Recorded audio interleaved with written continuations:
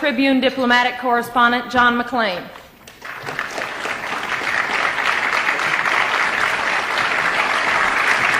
Thank you.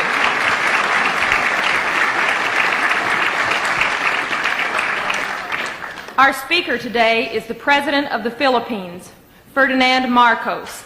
It has been 16 years since President Marcos came to the United States on an official visit, and 16 years since we first welcomed him to our podium at the National Press Club.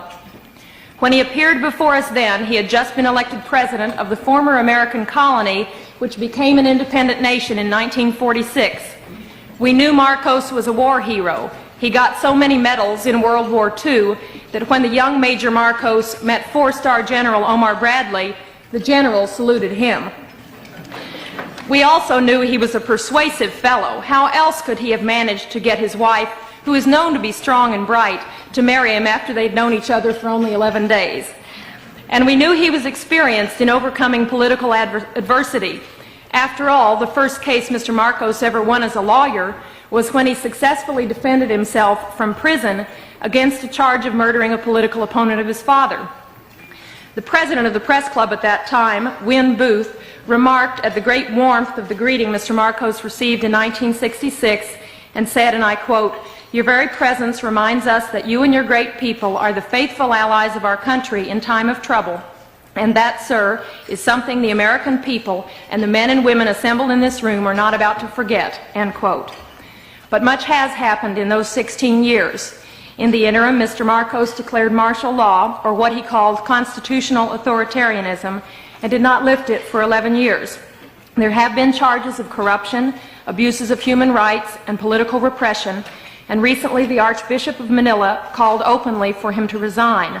But through it all, Mr. Marcos has remained president, and this week President Reagan warmly welcomed him, stressing the many common ties between the two countries. The New York Times recently said, quote, "In a country that is deeply sensitive to style, Ferdinand Marcos has it, and it has allowed him to take the sweeping actions that in essence converted the nation from an ill-functioning, raucous but free democracy into his personal fief and seemingly permanent possession," end quote. President Marcos comes to us today as the head of a nation with a long friendship with the United States, a nation considered crucial to America's defense strategies in Asia. We are eager to hear what Mr. Marcos has to say.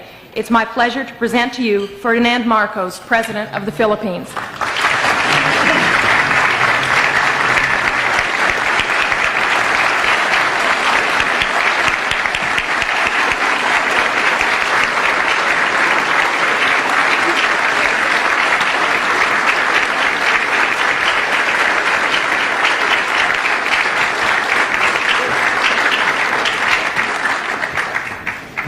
Well, thank you very much, Madam President.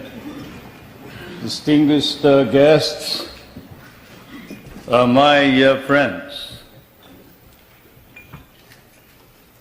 It certainly is gratifying that in the course of my present visit to the United States, I should once again be accorded the opportunity to meet with the people who understand me or misunderstand me most.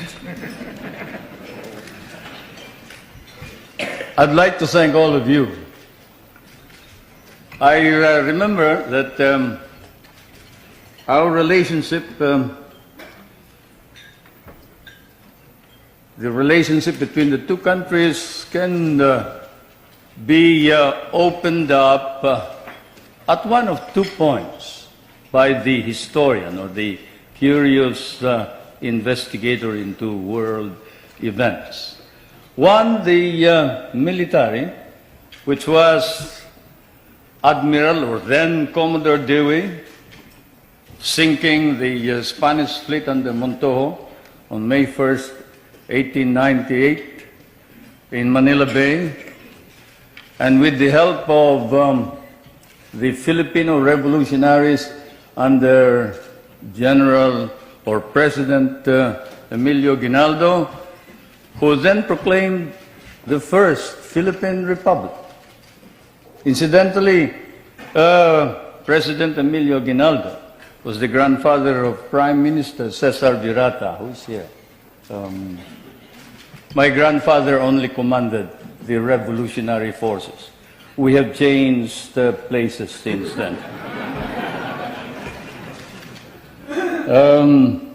Either that point of entry is chosen or the more sedate commercial one 100 years back. 1796, the brig Astrea, sailing out of Salem, Massachusetts, towards Lisbon, and then to Manila, selling her wares there for 5 months, carrying that amateur and self-taught mathematician and navigator, Nathaniel Blow-Ditz, whom you must have heard, who later, in 1806, authored The Practical American Navigator, for he had discovered the simple way of determining longitude through the long voyage across the Pacific.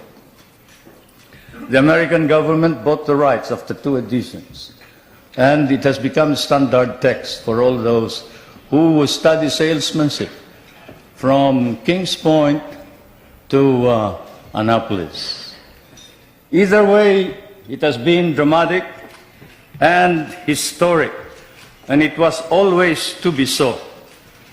There was always extreme on both sides, enmity, if not enmity, extreme friendship, a relationship of love, hate, and this is my fate and destiny.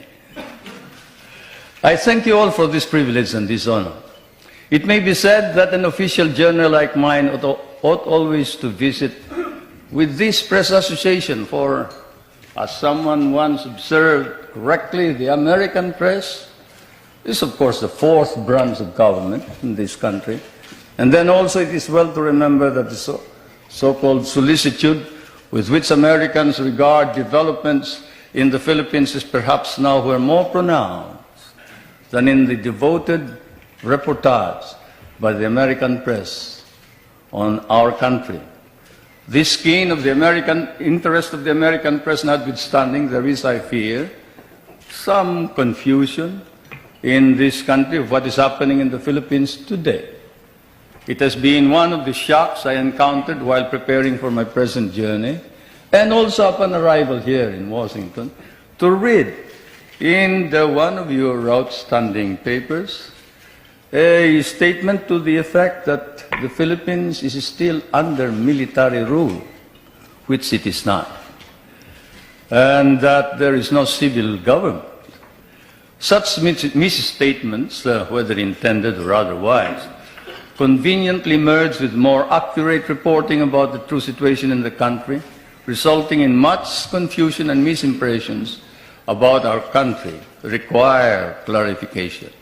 So perhaps I should begin by stating first a few basic facts about our country without too much embroidery.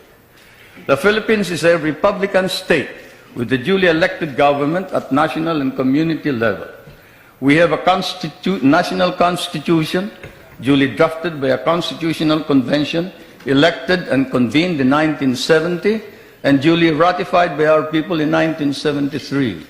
Under that constitution, ours is a modified form of presidential government with a National Assembly constituted by assemblymen elected by regions in 1978 and a president directly elected by the people in 1981. Legislative power is vested in that National Assembly, while the executive power is vested in the president.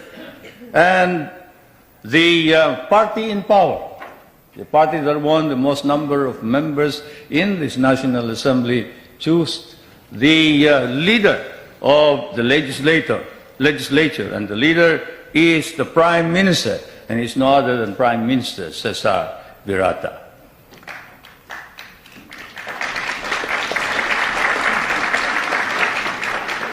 We have an independent judiciary which is under the full supervision of the Supreme Court.